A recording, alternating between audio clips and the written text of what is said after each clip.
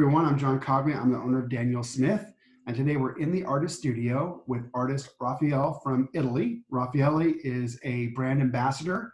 I'm a wonderful artist, and he's going to show us his home studio, some of the paintings he's been done while in isolation, and tips and techniques. Raffaele, welcome. Hi, ciao. Ciao. So could you introduce yourself and tell us a little bit about yourself, and then if we can look at some of your artwork, that would be wonderful. Yes, I am Raffaele Ciccaleni. I live in Italy, and I've been painting all my life since I was a little child, very little. And I came to watercolor about 30 years ago, after the usual training, you know, drawing, then oil colors, and then the great sparkle of of watercolor, which I do today still. Maybe you want to that I show you some of my working gear, or that'd be wonderful. That'd be or wonderful. some work. Yes, please. That'd be great.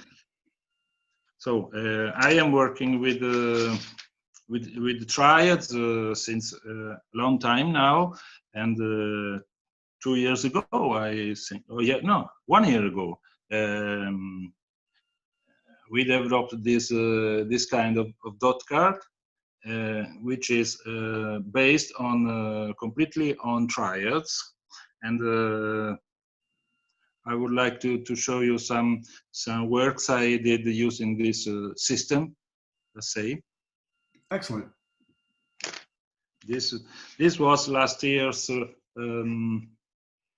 work I did for my Fabriano in Aquarello workshop, and it was done using using 3 colors, colors that not really fit for landscapes. In fact, they were colors used for floral pictures mostly, which are aureolin, quinacridone rose, and cobalt blue. So all the airs you can see on this painting were realized and mixed using this triad only. So all the mixes with earth colors are not earth colors, but is really a mix of these three paints only. Beautiful. The same is for this painting, which is much bigger, and this was painted using only this color,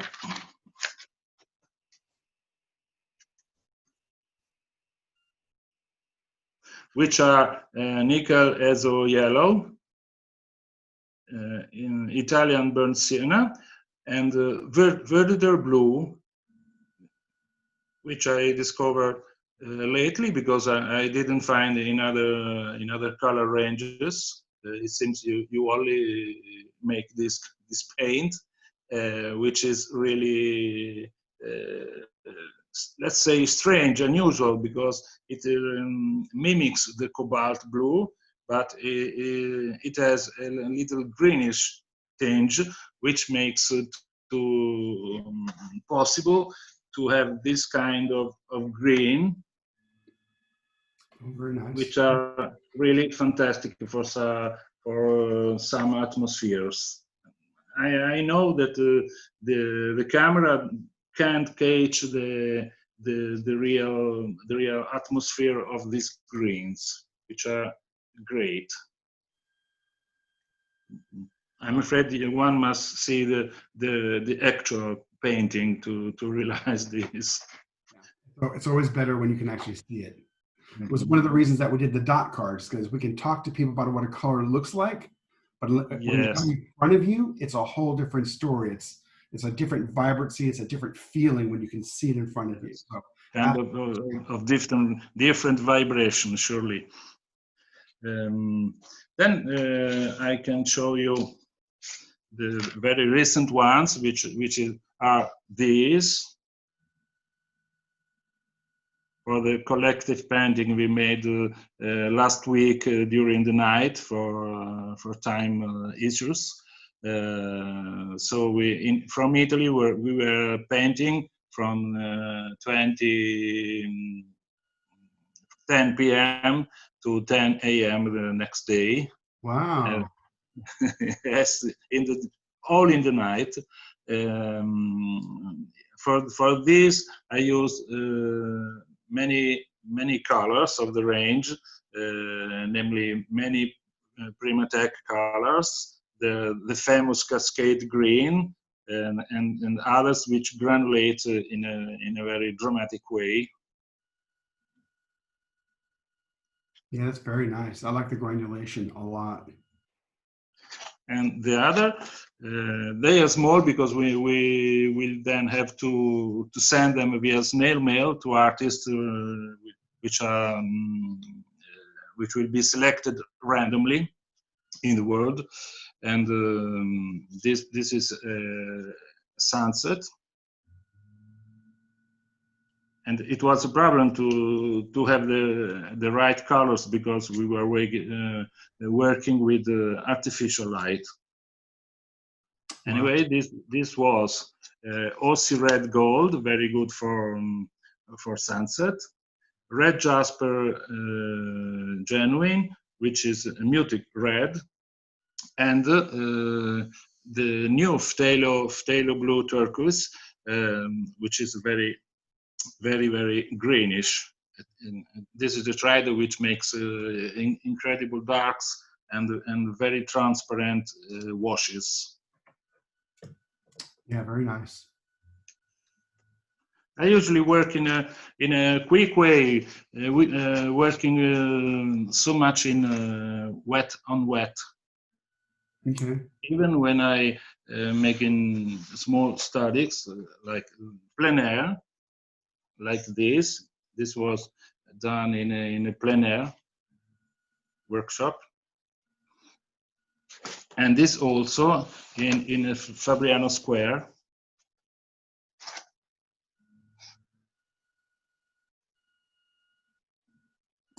Yeah. Oh, yes. You see, this is not a very large sketchbook, but a little more than A5 format. Raffaele, how many paintings do you do in a year? And a year? Yep. Don't know. Yeah, I never count them. I really don't know. And Depends. And about how long does it take you to do a painting? Do you do multiple paintings at one time, or do you do one painting and stay with it until you're done? Sometimes I do some studies before committing to the real place, say, but very often not, because if I work plein air, I'm there and I do what I see only. So it really depends. I'm not a real planner. This, for instance, this was a study for last year's piece for the selection of Fabriano in Acquerello. I made 3 or 4 of these before the big one, because I also work with students, so we did many exercises about this subject. Very nice. I'm showing you. This is the painting I prepared for the show in Fabriano this year. I still have in my home because the show, the exhibition didn't have place. I hope it will next year. I hope. So this is in the catalog of Fabriano in Acquerello, but the actual piece is still in my home. Okay. I like those rocks. This is another that was chosen for an exhibition in China. I don't know when. It is in catalog, but not, but here still. Beautiful. This was done looking at the photograph. Okay.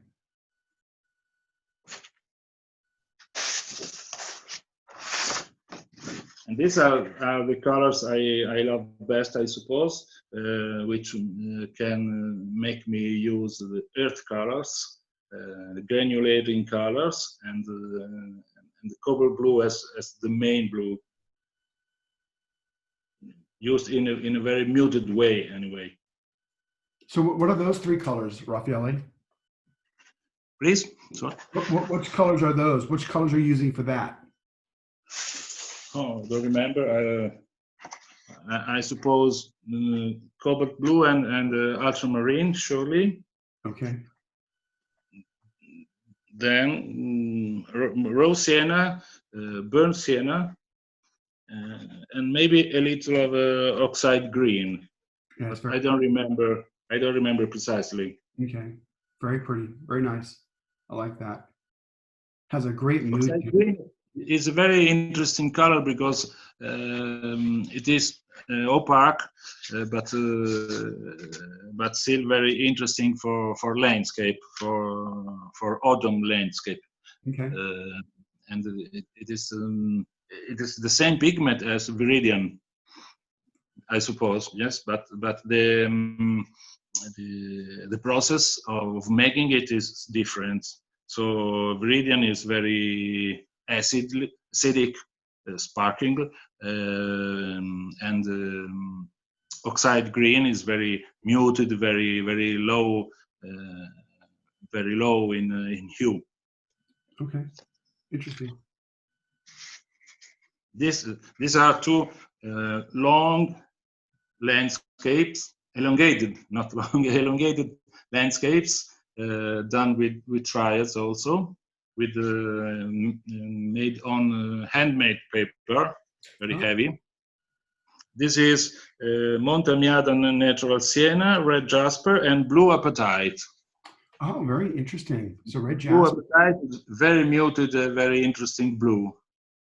Wow. So two Primatex. Yes, two Primatech. So lots of granulation. It's very beautiful. Do you call that style of paper? I think you called it. I remember you said it was called Tuscany or Tuscan when it's long like that. Tuscan paper, or you give it a. No, this is a large sheet that I cut it on purpose. Okay. Oh, okay. I see.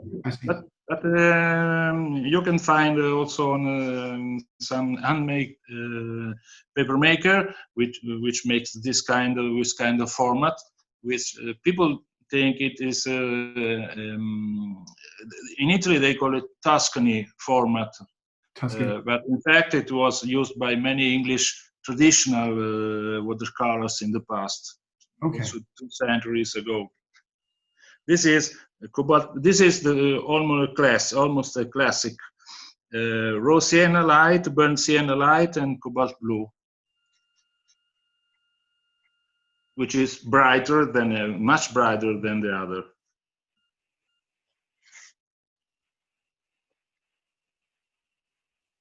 Yeah, very nice. Very, very nice. And this is the one that you showed in Germany during the last convention.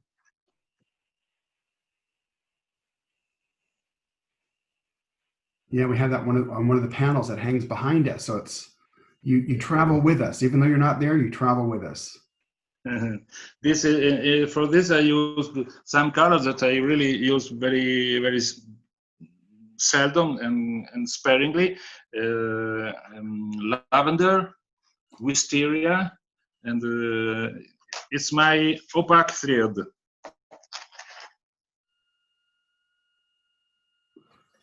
Oh yeah. I see the wisteria. You see, they are not so much used. It is Naples yellow, okay, which is opaque. Wisteria, the same, and lavender, the same. Very nice. Is that your main palette? This is a plastic palette. But is that your main one? Is that the one you use the most? You bring it with you, that one? Yes, this is the palette I use mostly for plein air, but sometimes also in the studio. I take it everywhere. It is a little large, but especially on plein air, you need quite a lot of space for mixing. So it is important that that one has real space Very for nice. mixing. I love looking at artist palettes. Yes.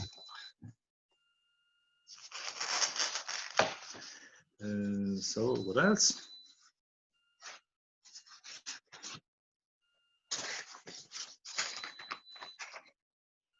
I usually work in a very quick way, so I like to work running. Let's say this is a very quick work. It is the same subject for the paints the paintings I did for you last year in Fabriano. You remember? Yes. Yes. The river, the trees.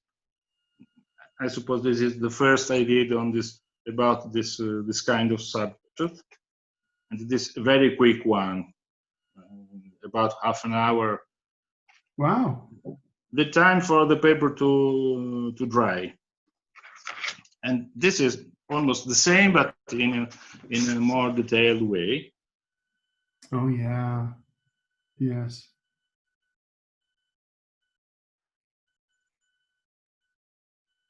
It's very nice. And it is similar to the one I made also in Fabriano last year.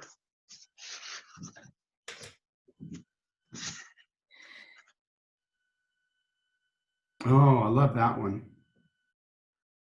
And it is another view I see usually from my window. Today also I can see very good panorama views That's a from my window. beautiful view to have. Very nice. So Raffaele, what type of brushes do you use? I use many kind of. I have many kind of brushes, but I actually use very very few.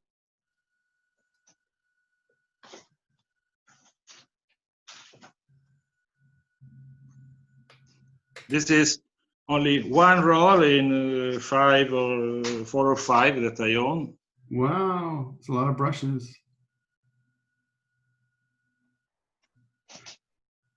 And are you a fan of natural hair or synthetic hair or both? I advocate the use of natural hair, be it a flat one stroke, so, smaller or larger, and the round ones, which are fantastic for working for one brush for one work only when it is large enough and well pointed. But I also use the kind of synthetic ones that I don't like so much. Then I have some very strange tool like this one. What does that one do? What effect does that one give you? What? What effect does that type of a brush give you? The effect of the brushes? Yes. Mm-hmm. Yes. This is for freedom trees, I call. Ah. You know, you can make very very strange and automatic painting. The brush goes alone, let's say, so you can have this kind of effects using the handle of the brush for very opaque, very strong and stiff mixes. Then you can work with this kind of hair, which is natural but very stiff. Very interesting. I've not seen one like that before. Yes, this is what I showed you before. also. Lost it. Here it is. Yeah. Most trees and grasses on this painting was done using this kind of brush. Oh, very interesting. Yeah, very nice. So you see, if you are painting in a traditional way and you want to have the most control of what you do, you need a very good brush. But the, the brush which is no good at all for anything is very good when you want to be really loose, because I think the most interesting watercolor is a mix of loose painting and tight painting. If you are only loose, you can have a good painting, a good sketch, but it is dangerous because you never know what happens next. Like this one. I borrowed some colors from my students. I don't know which colors I did use here really, and it is a very quick urban landscape, but it gives I hope the feeling of being there in that place. Whereas if you need more control, you must use another kind of brushes, and you can have this. Very neat. So loose and tight. Yes, but anyway, I do prefer a little more loose and a little less tight, especially in plein air painting, like this, for instance.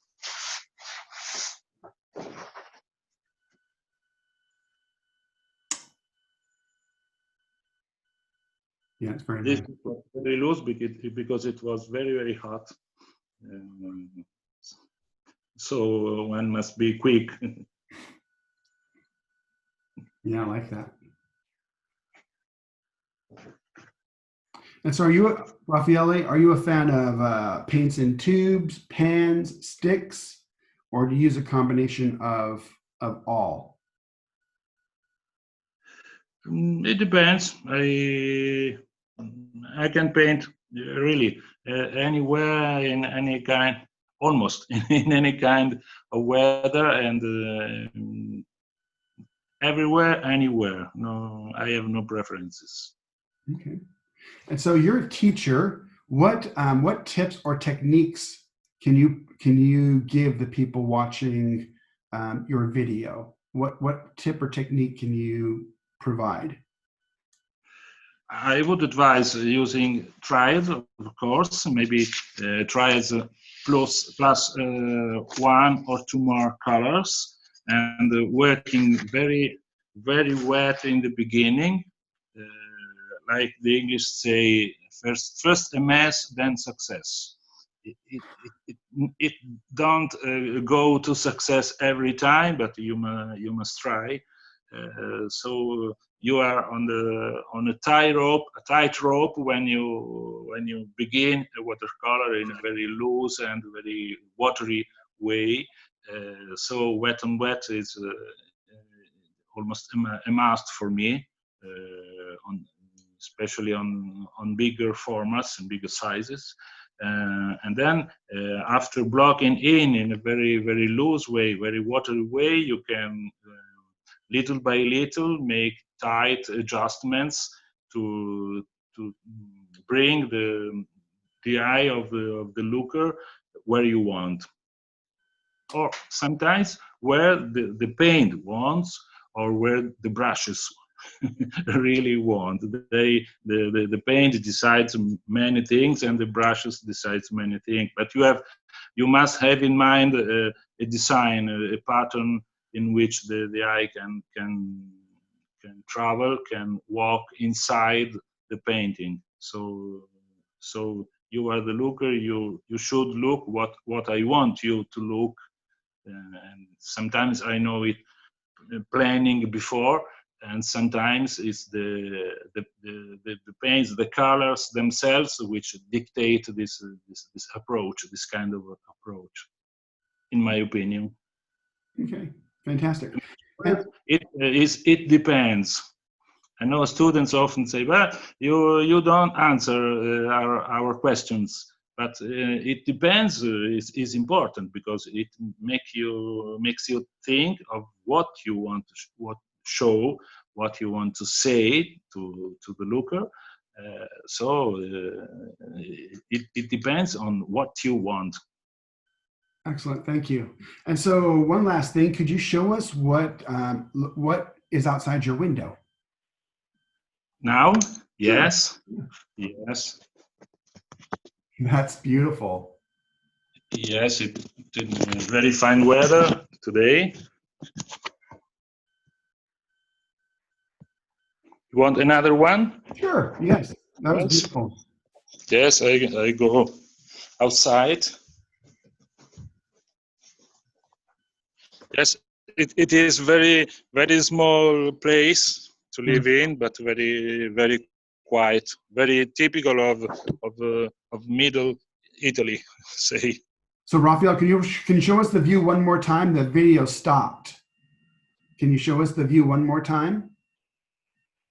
The panorama? Yeah, can you show, because the video when the camera moves, the video stops. So if you just hold the tablet so we can see the view, that'd be fantastic. There we go. Yes. Yeah, when the camera moves, I think it's too much for the internet and it freezes. But we have the one view outside your window, which is beautiful. People will love seeing that. It's almost like a postcard. It's beautiful. Yes, a postcard. Okay. Well, excellent. Raffaele, I want to say thank you very much for showing myself and everybody your studio, your works. Thank you for your tip. Appreciate, look forward to seeing you. Miss seeing you in Fabriano. I get to see you every year. Miss seeing you this year. We'll see you next year. And I wish you and your family health and wellness. And just so everybody knows, Raffaele became a grandfather. Yes. Very happy with, of course. So again, congratulations. Thank you very much. Yes. Okay.